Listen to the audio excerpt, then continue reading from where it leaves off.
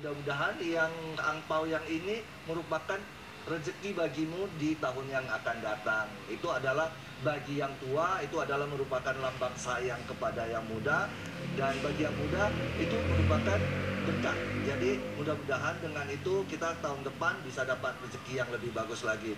Jadi mungkin Bapak boleh menyebutkan terus harapannya apa ini kepada seluruh warga Tionghoa yang ada di Sumatera Utara.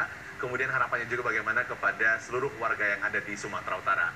Waktu kecil dulu menjelang Imlek, kadang-kadang kita kan dengan saudara kita, dengan kawan kita ada bermusuhan. Kita tidak berkawan karena sesuatu hal kita berselisih paham. Maka orang tua kita akan bilang, kalau kamu masih bermusuhan sama kawan kamu, kamu tidak boleh ikut Imlek.